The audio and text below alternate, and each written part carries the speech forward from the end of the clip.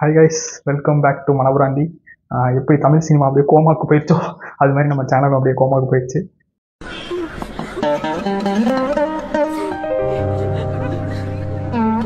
கொசுக்கடி இல்லாம நிம்மதியா தூங்குங்க. அத்திம்பே செத்து போல தூங்கின்னு இருக்கா. பார்த்துட்டு வந்திருக்க படம் வந்து இந்தியன் 2.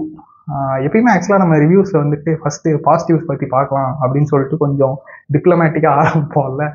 இந்த படத்தில் சரி அப்படி என்னதான் சொல்லலாம் அப்படின்னு யோசிச்சா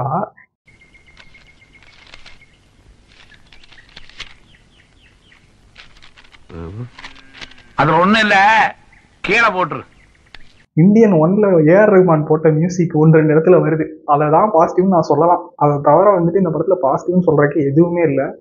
லைக் என்ன சொல்கிறது, கமல்ஹாசனுக்கு வந்து லிப்சிங் ஆகலை அப்படின்றதெல்லாம் அவங்களால நம்ப முடியுமான்னு எனக்கு தெரில.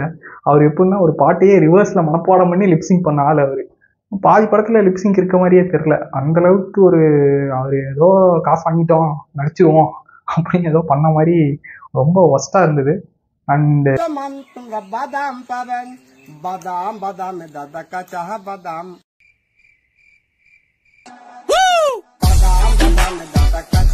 இது எப்படி இருக்குன்னா என்ன சொல்றது,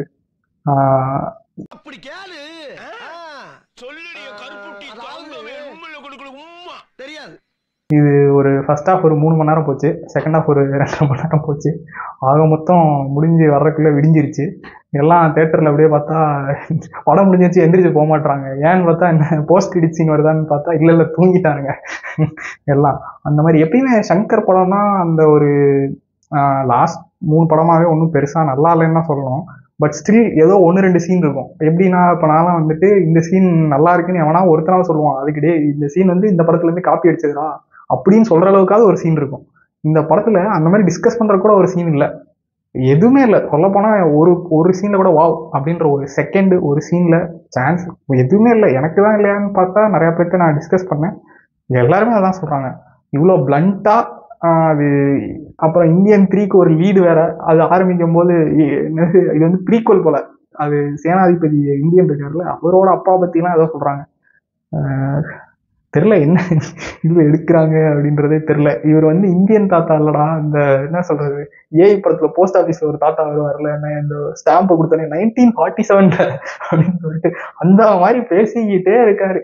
இந்த வருமானம்லாம் பண்ணிட்டு என்ன சொல்றது ஃபர்ஸ்ட் பார்ட்ல வந்து பண்ணுவாரு, அதோட நிறுத்திடுவாங்க. இதுல வருமம் என்ன அப்படின்னு சொல்லிட்டு அதை எக்ஸ்பிளைன் பண்றாரு. இது வந்து அந்த வருமம் அப்படின்னு சொல்லிட்டு அதுக்கு ஒரு ஏதோ என்னமோ நெஞ்சு நிற்கும் நாடி துணிச்சுன்னு சொல்லிட்டு என்னமோ பேசிட்டு இருக்காரு. யாருக்குமே புரியல அது என்ன அங்க பேசினாருன்னு புரியல, அது எதுக்குன்னு புரியல. தேவையில்லாம அதெல்லாம் கட் பண்ணாலே படத்துல ஒரு 15-20 நிமிஷம் கட் ஆயிரும்.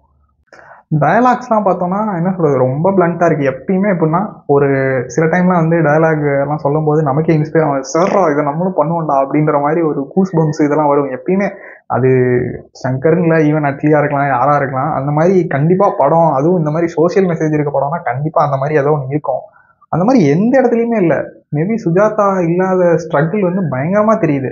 ஏன்னா ஒரு பவர்ஃபுல் டயலாகுமே இல்லைன்னா அது தெரில. இந்தியா ஃபர்ஸ்ட் ஆஃப் வந்து இப்போ பார்த்தீங்கன்னா அவங்களே யூடியூப்ல கண்டென்ட் கிரியேட் பண்ற மாதிரி எடுத்துட்டு நிறைய யூடியூப் வீடியோ மாதிரியே போயிட்டு இருக்கு.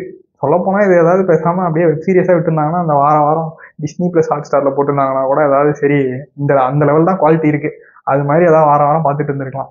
அப்புறம் பார்ட் 3 நல்லா இருக்கும், அதுக்காக தான் நான் பார்ட் 2ல நடிச்சிருக்கேன் அப்படின்னு கமல் சொன்னப்பயே நம்ம கொஞ்சம் சுதாரிச்சிருக்கணும். அதை நம்ம சுதாரிக்காம அந்த படத்துக்கு போனது வந்து நம்ம தப்பு தான். சங்கர் எப்பயுமே ஆனால் ஒரு ப்ராப்ளம் வைப்பாரு, அதுக்கு ஒரு சொல்யூஷன், அது என்ன சொல்றது ஒரு சூப்பர் ஹியூமன் சொல்யூஷனாக இருந்தாலும் பரவாயில்லையே இப்படியும் ஒன்று பண்ணலாம் போலன்ற மாதிரி இருக்கும். இதை சொல்கிற சொல்யூஷன்லாம் சப்பையா சில்லியாக இருக்குது.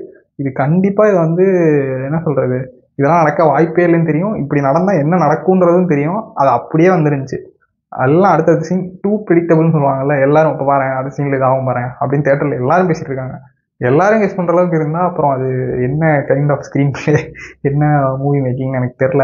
ஸோ இவ்வளோ ஒஸ்ட்டு எக்ஸ்பீரியன்ஸ், அதுவும் என்ன சொல்கிறது இப்படி ஒரு பெரிய டேரக்டர், பெரிய ஹீரோ, என்ன சொல்ற யாரோ இருக்காங்க, அவ்வளோ பெரிய ஸ்டார் கேஸ்ட்லாம் வச்சுட்டு இவ்வளோ பிளண்ட்டாக பண்ண முடியுமான்னு எனக்கு தெரில. அண்ட் ஆக மொத்தத்தில் இந்த படம் என்னன்னா என்ன சொல்கிறது, out of the respect for my 230 rupees I paid, அதுக்காக உள்ளே உட்காந்துட்டு வந்தேன், அவ்வளோதான் சொல்ல முடியும்.